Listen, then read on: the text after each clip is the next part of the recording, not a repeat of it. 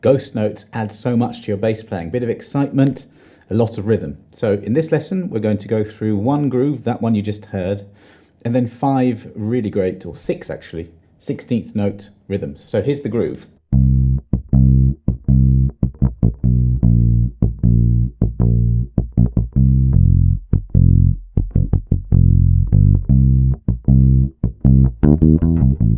Now let's use exercise 1 because it contains rhythms from the first bar. This is exercise 1.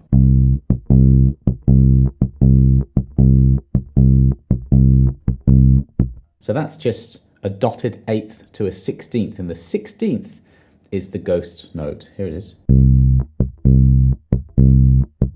Now you might see my fingers are doing something a little strange here. You have some options. I'm actually pressing down onto the C, the 3rd fret A string, with both 3rd and 4th fingers.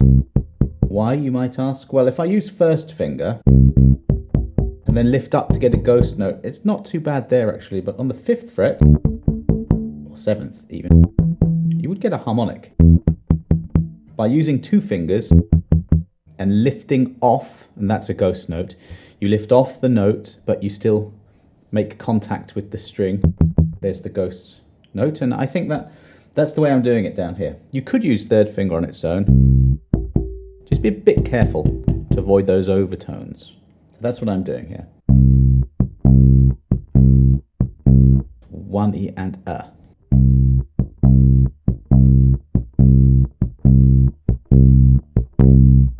Experiment with where your plucking hand fingers pluck, because I don't know if you can hear this. I don't know if this translates well, but I hear a big difference between this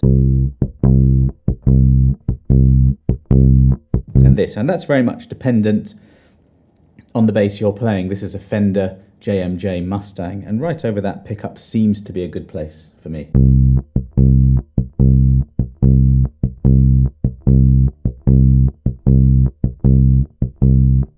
Let's play with the drum beats. You can use a metronome too, and you can download this drum beat via the link below.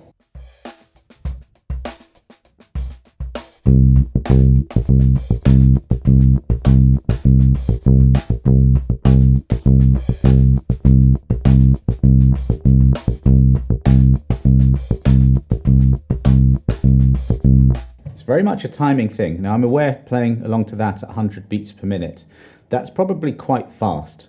So what I would recommend is no drum loop, no metronome. Get your head around the technique first. I'm tapping my foot and I'm subdividing.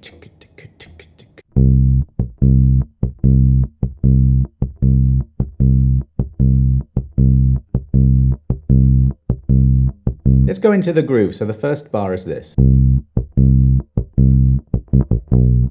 So the first 3 beats are the same as the exercise. And then I'll do that a few times round, slowly.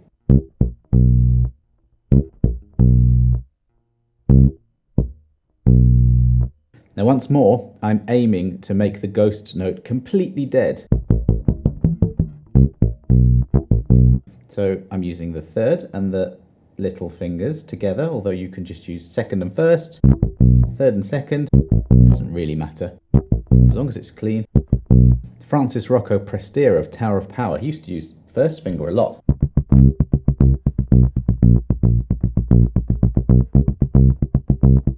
And lay these fingers over the strings, and you get a really cool left-hand muting kind of sound. As usual, there really aren't too many rules. The 2nd bar is almost the same rhythms.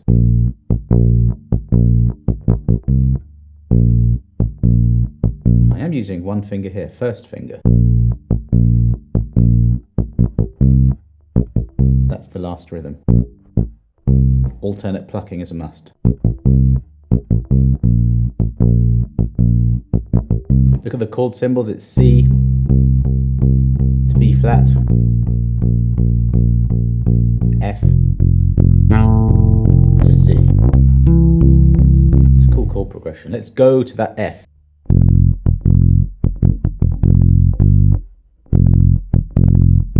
Those two rhythms are the same.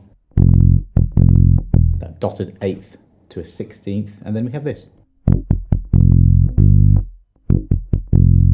I'm going to go around that at about this speed so you can follow me. So 1, 2, 3, 4.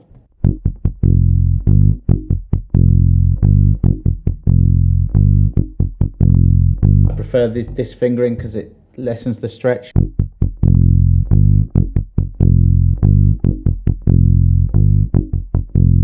That's what ghost notes do. They add a bit of excitement and flair.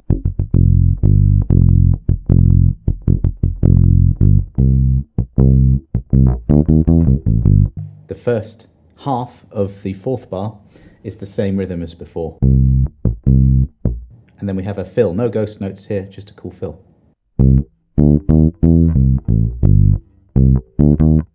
C, D, E flat. Chromatic walk up to the major third. So fingers probably 3, 1 and 2.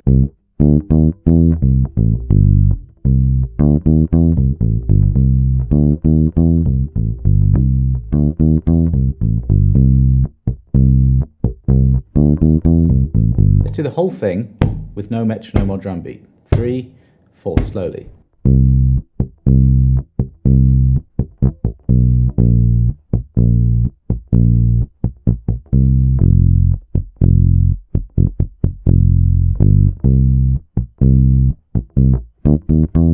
Again.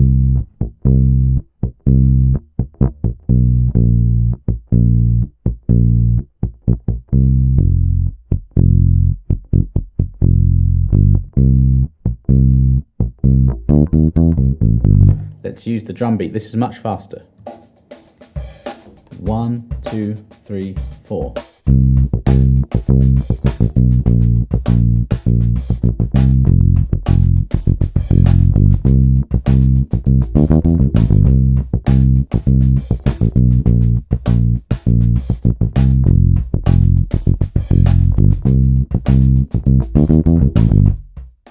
As with any technique, accuracy is really, really important. I've been listening to a lot of Paul Turner recently. He's got an amazing Instagram page you should check out from Jamiroquai, the bass player. And that's what strikes me. His playing is just so accurate in terms of what his fingers are doing and the timing and the feel. And that's what we must aim for. You know, no extraneous noises, no speeding up or slowing down. Technique needs to be clean. Let's go into some of these other rhythms. So the first one, we've just did it before, but let's do it again, is this one.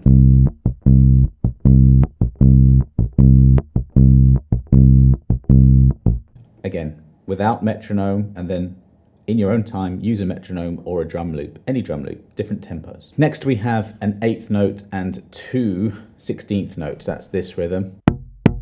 And the 2 16ths are ghosted.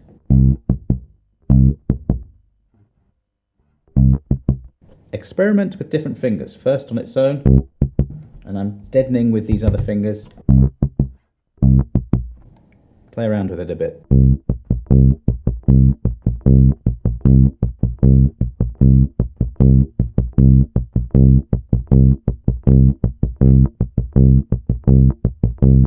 Run it through the progression.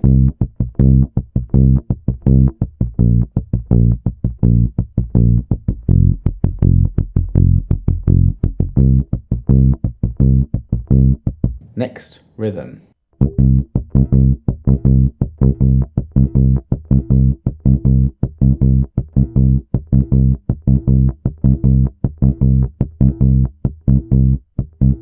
It's all about timing. This is a 16th tied to an 8th, tied to a 16th, and the last 16th is the ghost note. Without the ghost note, it's this. 3, 4.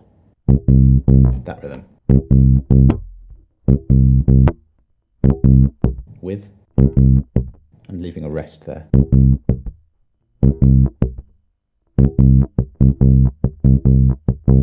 I think that's probably the hardest thing to do, is just getting the coordination between lifting off the note that you press down, but still holding the string with your fingers then coming down again. I'm making up rhythms here, and you should do the same. More on that in a minute, but now we have the inverse of the rhythm we did before. We now have 2/16 tied to an eighth. That would be this, but the first two are ghosted. I like that. Let's do that with the drum beat.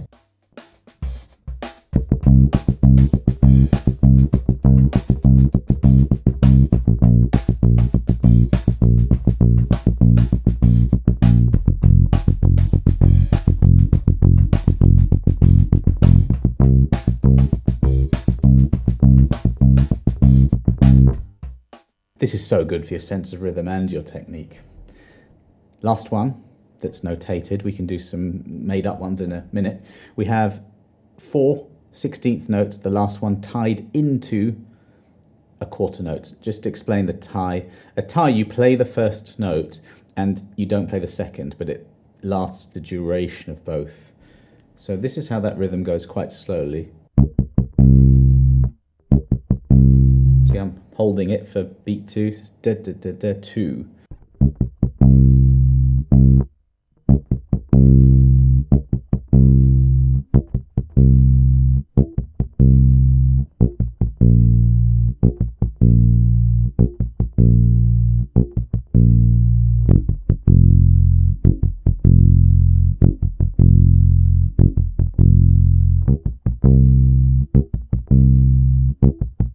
You notice my fingers, they're not doing anything different, the plucking hand fingers.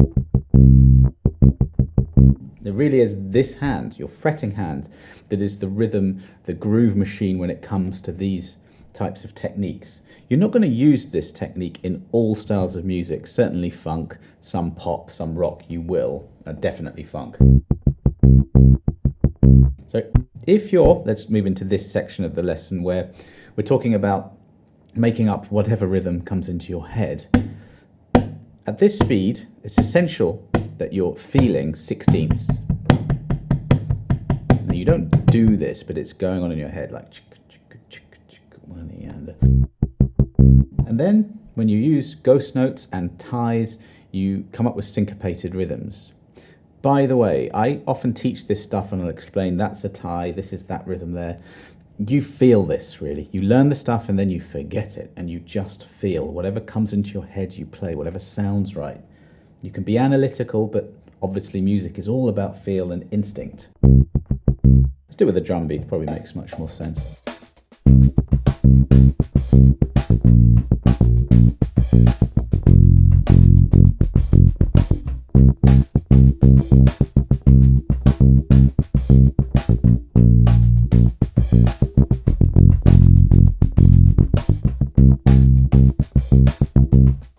That's just root notes. So that's an example of how you can create a really good bass line just using one note, leaning heavily on rhythms and technique. That's quite a short lesson. I hope you download the PDF and the drums and go through that. Now, if you want to go a bit more deeply into 16th notes, then you watch this lesson here. Another one on ghost notes, watch this lesson here. See you next time.